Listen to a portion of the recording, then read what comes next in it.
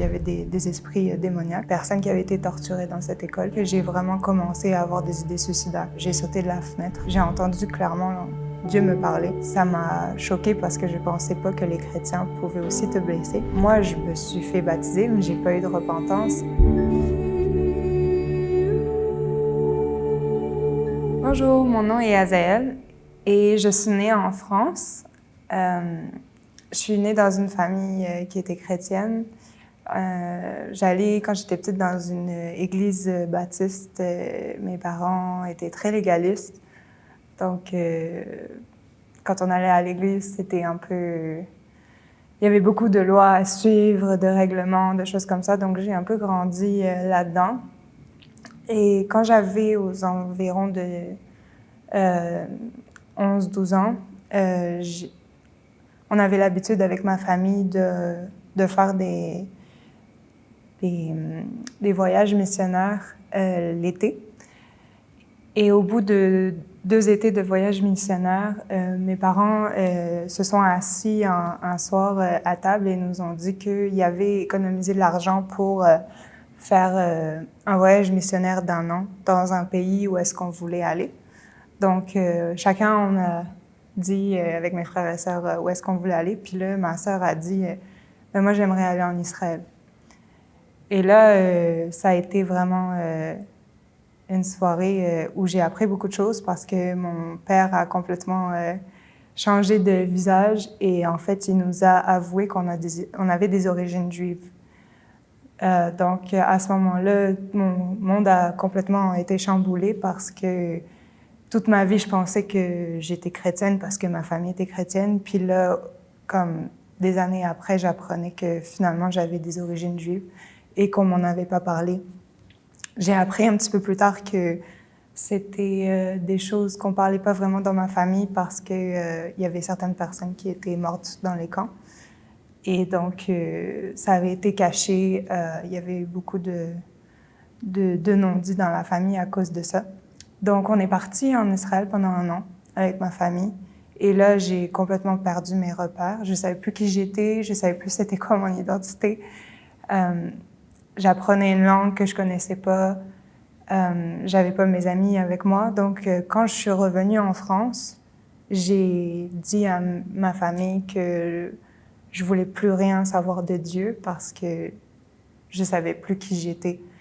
Et à ce moment-là, j'ai commencé à rentrer dans des habitudes de vie qui n'étaient pas nécessairement bonnes. J'ai commencé à aller dans les soirées, j'ai commencé à boire de l'alcool, je suis devenue accro à la cigarette. Je suis rentrée dans une école d'hôtellerie. Donc en France, c'est ça, on peut faire le secondaire, mais plus spécialisé dans une branche. Et là, ça a été un peu la descente aux enfers parce que j'allais en soirée à toutes les semaines. Je buvais au début pour faire la fête, mais après, je buvais toute seule dans la salle de bain pour me bourrer la gueule. Et j'avais vraiment plus de sens à ma vie. Aussi, je commençais à fréquenter des gars et je pensais que ça allait m'apporter quelque chose. Finalement, pas du tout. Et dans cette école, ce qui était spécial, c'est que la nuit, apparemment, il se passait des choses. Ils entendaient les tables bouger, on entendait des cris, alors qu'il n'y avait pas d'étage au-dessus, parce qu'on avait un internat, donc on dormait à l'école. Et en fait, ce que j'ai appris plus tard, c'est qu'en fait, durant la Seconde Guerre mondiale, il y avait des personnes qui avaient été torturées dans cette école. Donc, à mon avis, il y avait des esprits démoniaques. Et c'est à ce moment-là que j'ai vraiment commencé à avoir des idées suicidaires. Donc, je pensais beaucoup à la mort. Je m'en voulais beaucoup. J'avais beaucoup de culpabilité sur moi. Et un jour, on est parti en stage de cuisine à l'étranger. Et au cours d'une dispute avec des amis, j'ai sauté de la fenêtre de là où j'étais. Et cette journée-là, j'aurais dû mourir. Sauf que j'ai une amie qui était dans la même chambre et qui a sauté et qui m'a rattrapée au dernier moment. Je ne sais pas comment elle a fait ça parce que, humainement parlant, c'était pas possible. Elle était à l'autre bout de la pièce et ça aurait jamais pu se passer. Mais cette journée-là, j'ai survécu à ma première tentative de suicide. Et en fait, suite à ça, j'ai vécu du harcèlement à l'école. La rumeur s'est répandue dans toute l'école comme quoi j'avais fait une tentative de suicide et au lieu que les gens m'encouragent, eh ben, ça a été complètement l'inverse. Et donc, ma deuxième année d'école a été vraiment ouais, la descente aux enfers. Et juste à ce moment-là, alors que j'aurais pas dû, mais juste à ce moment-là, je me suis mis en couple avec quelqu'un qui avait aussi des idées suicidaires. Donc, c'était super le fun.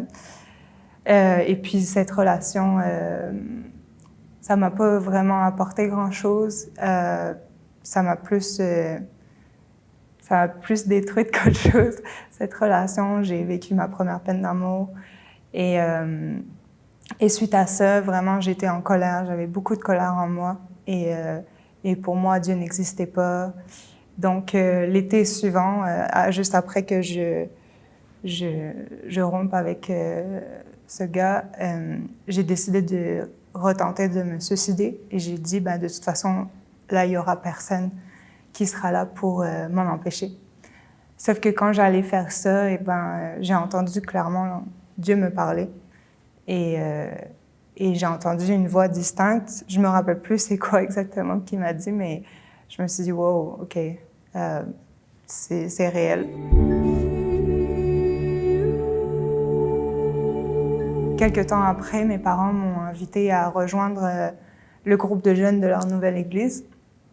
Et pour moi, dans ma tête, les groupes de jeunes chrétiens, c'était vraiment des personnes très fausses. Souvent, j'allais dans les clubs, puis je les voyais danser, puis le dimanche matin, ils faisaient des longues prières. Fait que pour moi, je préférais ne pas aller à l'église, mais au moins être vraie avec ce que je croyais, plutôt que faire semblant. Donc, j'ai dit non merci, mais ils faisaient un voyage dans un endroit en France que j'aime beaucoup, dans le sud. Fait que je suis allée voir ce groupe de jeunes, puis je me suis dit, c'est pas grave, je vais aller avec eux, je vais profiter, et ben, je me tiendrai à l'écart, et puis c'est ça. Sauf que quand je suis allée, j'ai vu des jeunes qui étaient sincères, j'ai vu des jeunes qui faisaient pas semblant, qui avaient des vraies difficultés, ils parlaient de leurs problèmes de tous les jours, et c'était pas des personnes parfaites. Et moi, à ce moment-là, j'avais pas pris mes cigarettes, j'étais en manque.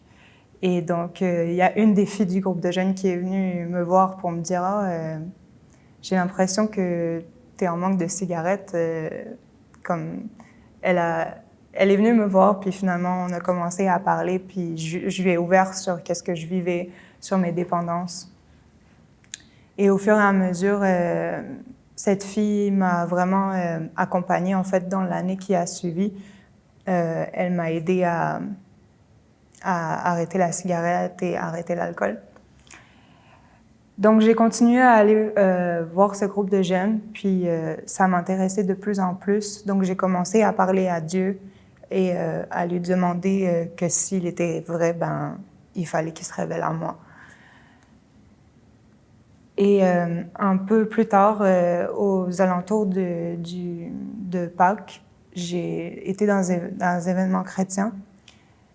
Et dans cet événement, j'ai vraiment rencontré Dieu. Dieu m'a vraiment touchée d'une manière très spécifique.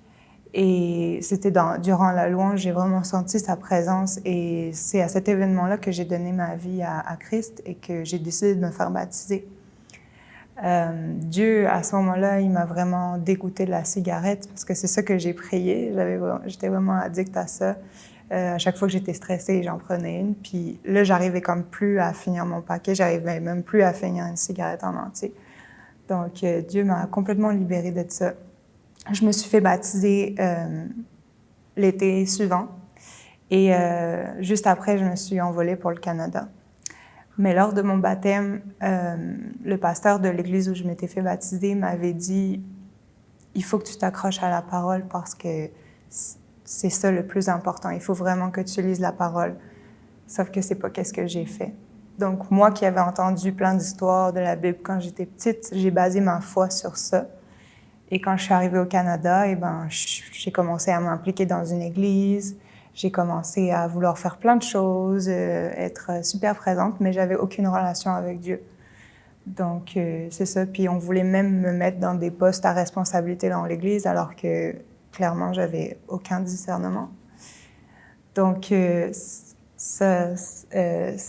quand j'ai été dans cette église, j'ai eu beaucoup de mal avec certains chrétiens. J'ai eu des blessures, en fait. Puis ça m'a choquée parce que je ne pensais pas que les chrétiens pouvaient aussi te blesser. Donc, j'ai juste décidé de quitter l'Église et je suis revenue dans ce qu'on dit dans le monde. Donc, j'ai recommencé à fumer, j'ai recommencé à boire, mais cette fois-ci, Dieu m'avait vraiment libéré de la cigarette parce que j'arrivais toujours pas à finir mes cigarettes. J'ai eu des mauvaises fréquentations à ce moment-là. Et puis, j'avais aussi la honte parce que je me disais, oh, mais je peux pas dire ça à personne qui va me comprendre parce que je suis supposée être baptisée. Les personnes qui sont baptisées sont pas supposées avoir ça.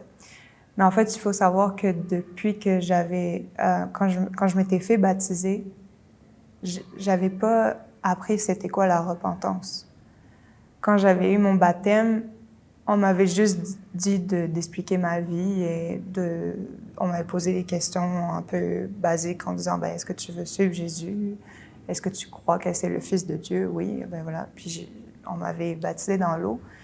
Mais j'avais pas eu de vraie repentance, j'avais pas eu de délivrance. Donc en fait, l'esprit de mort qu'il y avait en moi m'a suivi. Puis là, j'ai de nouveau fait des tentatives de suicide. J'ai été hospitalisée plusieurs fois. Je suis allée même dans des hôpitaux psychiatriques.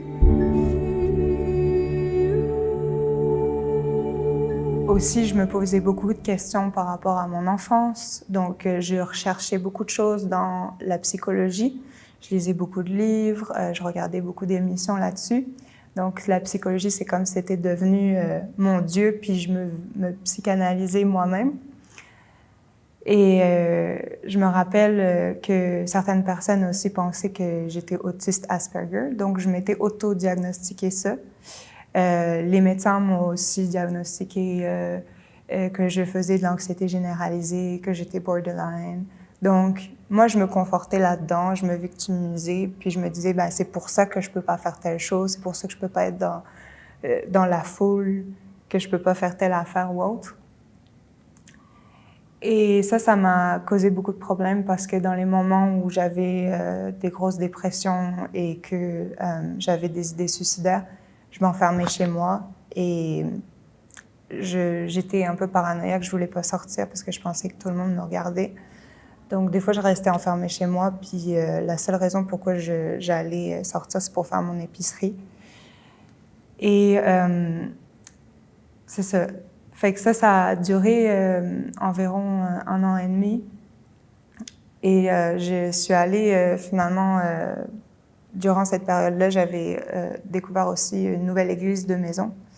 Je trouvais qu'ils étaient différents, mais ce qui s'est passé, c'est que je me suis aussi fait blesser dans cette église-là.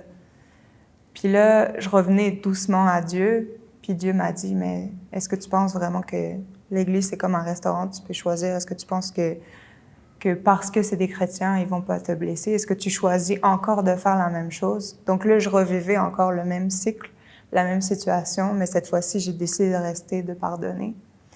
Ça n'a pas été facile, mais ça m'a vraiment libérée de ce cycle-là. Puis ça m'a libérée aussi, j'ai compris que je pouvais pas m'appuyer sur les chrétiens, il fallait que je m'appuie sur Dieu puis sur sa parole. Donc, durant cette année-là, j'ai encore dealé avec de l'anxiété, de la dépression. J'ai commencé aussi à prendre des médicaments et je suis devenue accro aux médicaments. C'était vraiment difficile parce que d'habitude, je dormais vraiment bien. Puis là, les médicaments, si je les prenais pas, je dormais juste pas. J'étais devenue comme un légume, j'avais plus d'émotions. Et quelques temps après, j'ai rencontré quelqu'un qui m'a parlé de la repentance. C'était quoi la repentance? Et je pensais que la repentance, c'était juste confesser ses péchés. Déjà, ça, je l'avais pas fait. Mais en fait, non, c'est pas ça. C'est aussi toutes les malédictions qu'on avait posées sur moi, tous les diagnostics. Ça pouvait être des des choses que j'avais chez moi, des objets comme occultes. Ça pouvait être plein de choses, en fait, que j'avais de mon ancienne vie, que j'avais pas dit. J'avais aussi des péchés sexuels que j'avais pas dit dans ma repentance. Donc, ça me suivait au cours des années. Puis j'avais tellement honte que je pensais pas le dire à personne. Et donc, cet été-là, quand j'ai rencontré cette personne-là, je me suis questionnée sur mon baptême parce que selon la Bible, ça dit que on doit se repentir, ensuite on doit se faire baptiser et puis après on recevra le baptême du Saint-Esprit.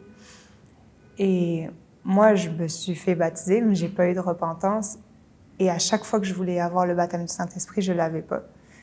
Puis cet été-là, c'est comme si Dieu m'a dit,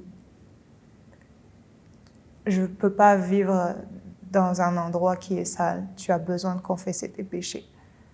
Mais là, j'étais arrivée que j'avais plus le choix. Et donc, cet été-là, j'ai décidé de me refaire baptiser, mais je me suis repentie, toutes les choses que j'avais enfouies, tous les secrets que j'avais pas dit, j'ai tout mis ça sur la table, je voulais plus que ça me suive. Et à un moment donné où j'ai dû me faire baptiser dans l'eau, là, il y a un esprit de mort qui m'a quittée. Puis j'ai vraiment senti que j'étais en paix. C'est juste quelque chose qui avait rien à faire en dedans de moi. Et je croyais pas du tout dans ce truc-là. Je l'avais vu que certaines personnes y avaient eu des délivrances, mais moi, chrétienne, baptisée, comment ça, j'ai un esprit de mort en moi, impossible, quoi. J'y croyais pas, sauf que c'est vraiment qu'est-ce qui s'est passé, puis c'est qu'est-ce qui est marqué dans la Bible. Durant toute cette année-là où j'ai été dans cette église maison, là, j'ai vraiment commencé à lire la parole pour moi-même, puis vraiment m'attacher à la parole, puis comprendre qu'en fait, il fallait que je renouvelle mes pensées, il fallait que je renouvelle mes croyances, et que les choses que j'avais entendues quand j'étais petite, c'est pas ça qui faisait ma foi aujourd'hui. Toutes les histoires que j'avais entendues, il fallait que je me les approprie. Donc, c'est ça, depuis que je me suis fait baptiser, ça va faire 1 an que je me suis refait baptiser, j'ai plus jamais eu de pensée de suicide, de mort, de dépression. Pourtant, ça, c'est des choses qui venaient constamment. Je faisais des plans de suicide. Ça a juste quitté. Puis j'ai décidé de relâcher toutes les étiquettes qu'on m'avait mis dessus, toutes les étiquettes de santé mentale. Et comme par hasard, j'ai plus du tout de problème à être en société. J'ai plus du tout de problème à être dans des grands groupes. Je me sens pas comme si on me regardait ou quoi. Là. Je me sens vraiment libre. Et ça, je l'ai jamais ressenti avant. Donc, je vous encourage si vous ressentez de la dépression ou si vous avez des idées de suicide et que les docteurs peuvent vous dire des choses, mais la vraie personne qui va vous guérir, c'est Jésus. Et il peut vous délivrer de ça. Il peut vous délivrer de ça aujourd'hui même. Puis, il ne cherche pas que vous soyez parfait pour que vous lui donniez sa vie. Il veut juste que vous ayez un cœur repentant, un cœur sincère.